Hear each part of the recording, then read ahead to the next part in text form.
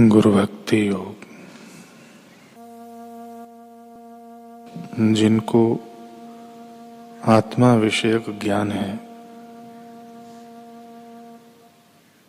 शास्त्रों में जो पारंगत हैं, जो तमाम उत्कृष्ट गुणों से युक्त हैं, वे सद्गुरु हैं।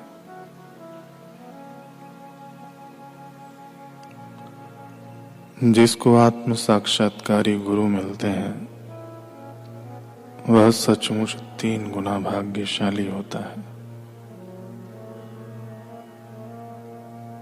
अपने गुरु की क्षतियां न देखो, अपनी क्षतियां देखो और उन्हें दूर करने के लिए ईश्वर से प्रार्थना करो।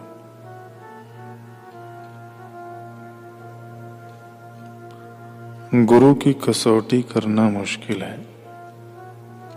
एक कबीर जी ही दूसरे कबीर जी को पहचान सकते हैं। अपने गुरु में ईश्वर के गुणों का आरोपण करो, तभी आपको लाभ होगा। जिनके सानिध्य में आपको आत्मिक उन्नति महसूस हो, जिनके वक्तव्य से आपको प्रेरणा मिले, जो आपके संशयों को दूर कर सकें, जो काम क्रोध लोभ से मुक्त हों, जो निस्वार्थ हों, प्रेम बरसाने वाले हों, जो अहम पद से मुक्त हों, जिनके व्यवहार में गीता, भागवत, उपनिषदों का ज्ञान छलकता हो, जिन्होंने प्रभु नाम की प्याऊ लगाई हो, उन्हें आप गुरु करना। ऐसे जागृत पुरुष के शरण की खोज करना।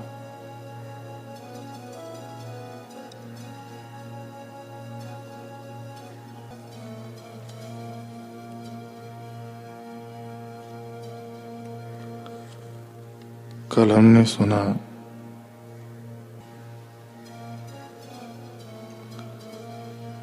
सुदत्त महात्मा बुद्ध को अपने नगर आने का आमंत्रण दे आया, लेकिन बुद्ध कहाँ ठहरेंगे, कहाँ विहार करेंगे,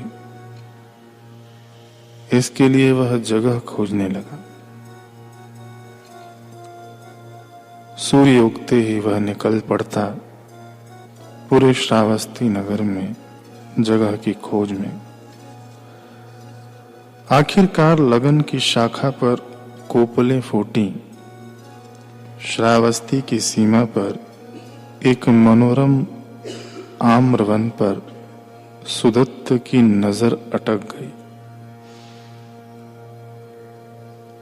क्या छटा थी यहाँ की, जहां तहां फूल फल पत्तियों से लदे पेड़ झूम रहे थे।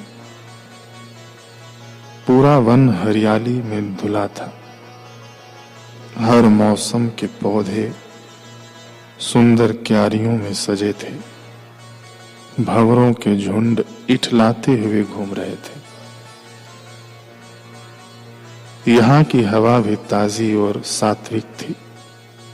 गुलाब और मोगरे की भीनी भीनी खुशबू मानो सावन की हवाओं में धुली थी।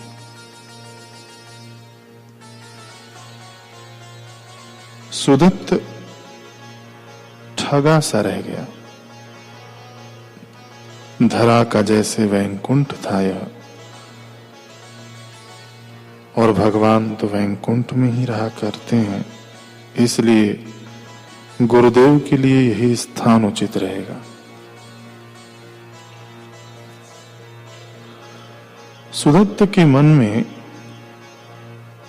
इस आशा की कली चटकी ही थी कि बुद्ध ने उसे फला फूला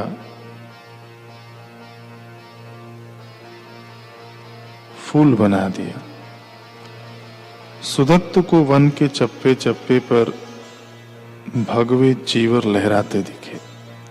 बुद्धं शरणं गच्छामि कि हल्की हल्की धुनें फूटती सुनाई दी। शिष्य के हर अनगढ़ विचार को मिटाना या पूरा आकार देना, यह गुरु ही का तो विरध है। विचार अच्छा है तो गुरुवर उसको आधार देते हैं, विचार गलत है तो वे उसे जड़ समेत उखाड़ फेंकते हैं। आज सुदत्त को भी अपने गुरुदेव का इशारा मिल गया था।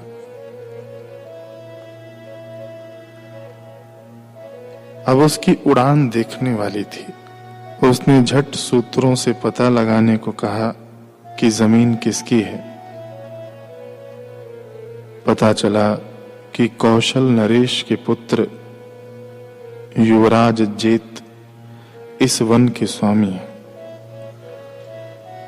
सुदत्त ने उसी पल राजमहल पहुंचकर राजकुमार से भेंट की, प्रस्ताव रखा, लेकिन राजकुमार जेत तो बिल्कुल अड़ियल निकला।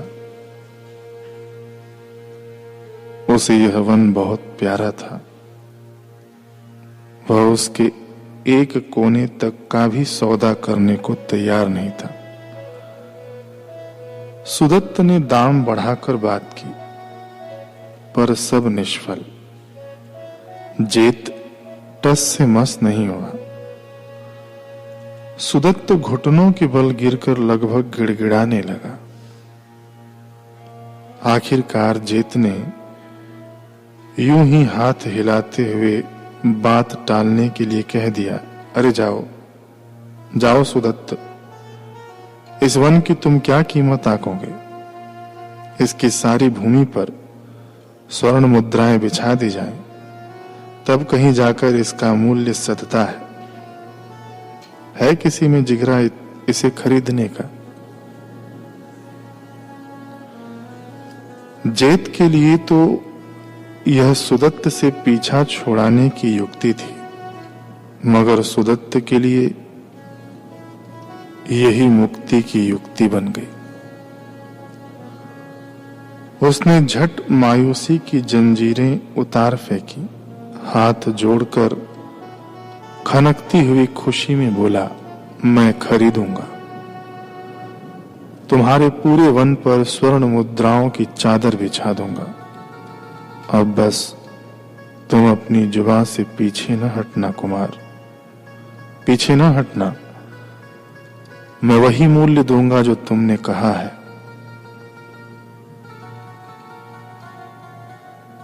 कुमार जेत तो स्तब्ध रह गया, बड़े असमंजस में पड़ गया, लेकिन फिर उसके मन में कौतुक उठा।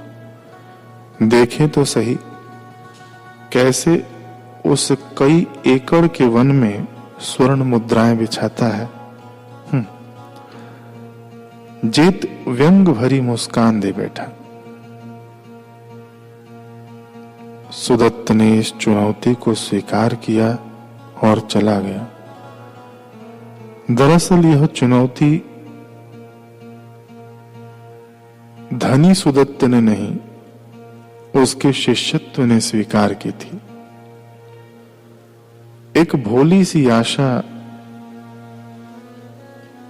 जो बुद्ध को वन में विहार करते देखना चाहती थी, आज एक तूफानी संकल्प बन गई थी।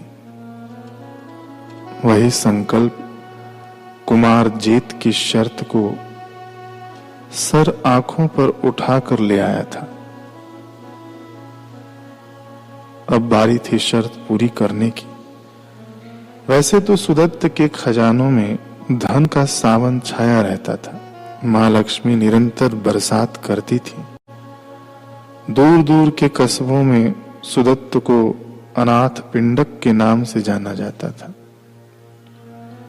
क्योंकि उसकी रसोई, अन्न भरे गोदाम गरीब असहायों के लिए हमेशा खुले रहते थे।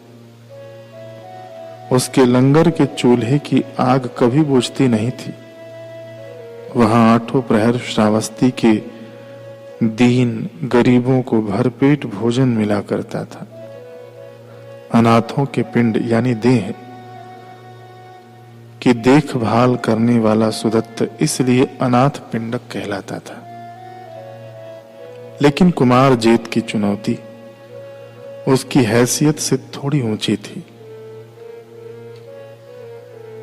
मामूली बात थोड़ी न थी। कई एकड़ की जमीन पर सोने के सिक्के बिछाना। खैर, सुदत्त पूरी गति में था। कराने वाला आप कराएगा, यह सोचकर वह निमित्त बन गया।